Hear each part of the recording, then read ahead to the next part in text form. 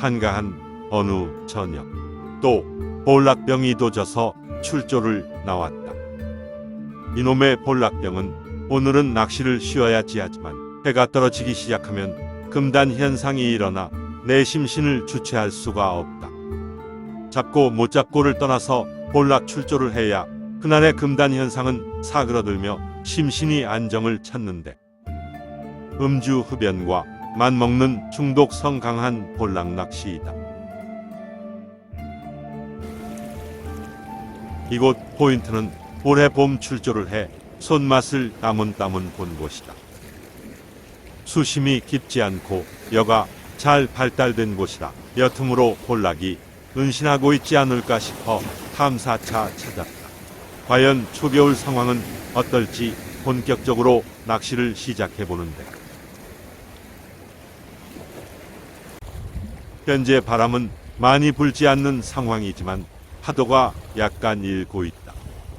바람만 안 분다면 약간의 파도쯤이야 극복하면서 낚시를 할 수 있다. 낚시 30분째 볼락이 반응을 하지 않는다. 하염없이 캐스팅만 하고 있다. 파도 때문에 볼락들이 입을 닫은 것인지 반응이 없다. 난 이 파도를 극복했지만 볼락은 파도를 극복하지 못하는 듯하다. 아니면 볼락이 없던지. 1시간 탐색을 해보고 포인트를 옮기기로 한다. 포인트를 옮긴 곳은 삼천포 남일대 해수욕장. 이곳도 현재 파도가 치기는 매한가지.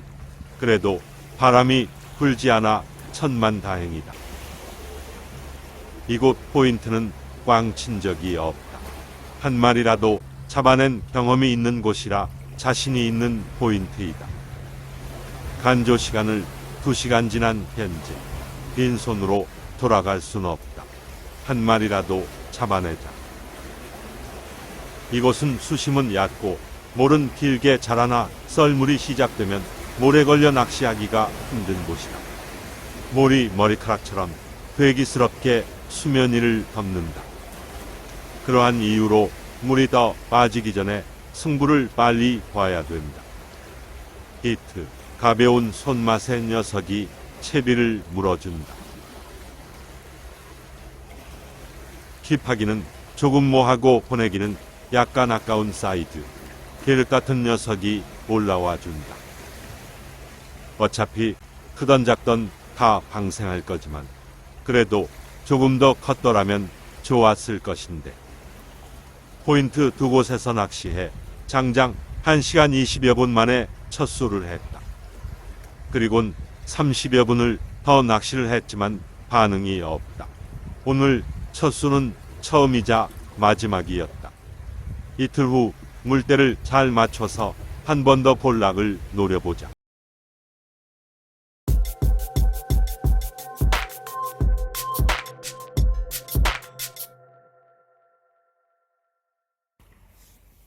다시 찾은 포인트. 간조가 막 시작되는 시간. 현재 위치한 자리에서 캐스팅볼을 장착한 채비로 먼 곳을 노려볼 계획이다. 어차피 발 앞에는 바닥이 보일 정도로 수심이 낮아 탐색할 이유가 전혀 없다. 첫 번째, 캐스팅. 멀리 캐스팅해 채비를 천천히 끌어본다. 첫 번째, 캐스팅엔 반응이 없다. 이거 전일 출조보다는 마리수 효과가 좋아야 될 텐데. 두 번째, 캐스팅. 제발 꽝만 치지는 말자. 서서히 채비를 회수 중. 특별한 액션 없이 리트리버로 볼락을 노리고 있는 중이다. 더 심한 추위가 오기 전에 볼락의 폭발적인 손맛을 봐야 할 텐데.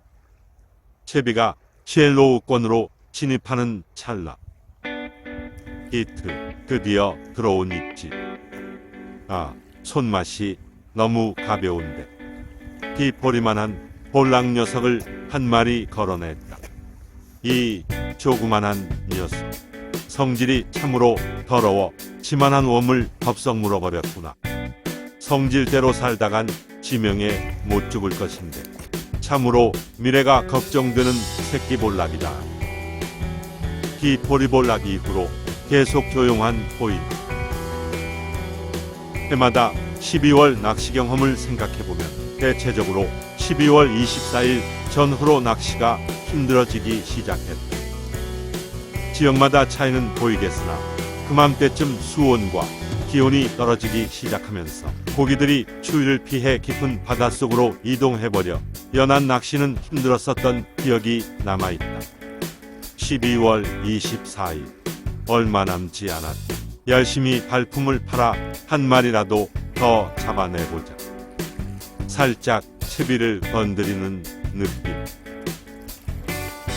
히트. 한자리에서만 볼락을 노리지 않고 발품을 판 값을 보상받고 있다. 볼락 낚시는 엉덩이를 붙이고 하는 낚시가 아니다. 열심히 돌아다녀서 볼락을 찾아내야 된다. 하염없이 기다리는 수동적 낚시가 아니라 볼락을 찾아 움직이는 능동적이면서 공격적인 낚시를 해야만이 한 마리라도 더 잡을 수 있다. 이렇게 작은 씨알이지만 그래도 이곳저곳을 찔러 본 관계로 손맛을 본 것이다.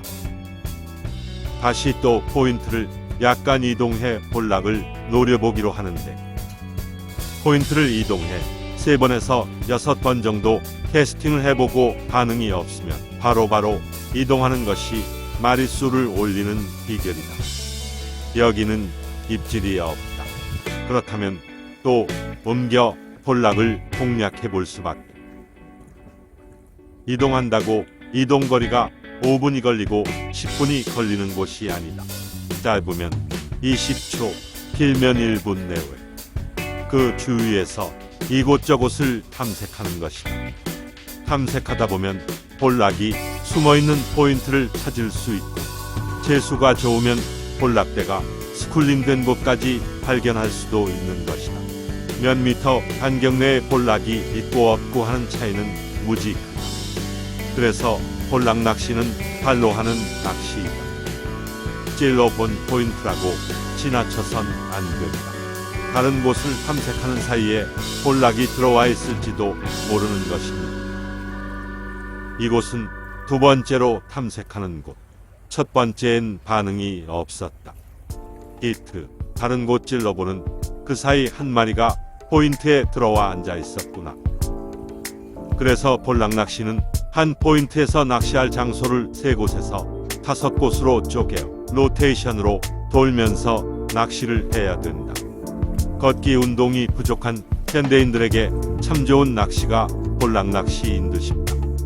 볼락 낚시로 하루 10,000보 이상을 걸어 100세까지 무병장수하며 살고자 하는 큰 그림을 한번 머릿속으로 그려본다.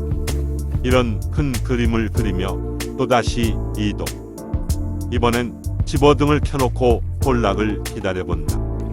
볼락 집어에는 탁월한 효과가 있으나 볼락을 집어시킨다는 것이 건강에는 백해무익한 단점인 집어등.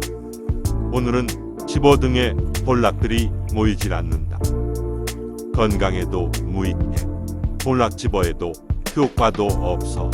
오늘따라 전혀 쓸모없는 집어등일세. 사실 집어등이 효과가 없다기보다는 시간상 낚시가 안 되는 시간이다. 낚시가 안 될 때는 발품을 팔고 집어등을 켜도 효과가 없다. 이럴 땐 그냥 집에 가는 게 답이다. 땡큐 베리 마치. 감사합니다.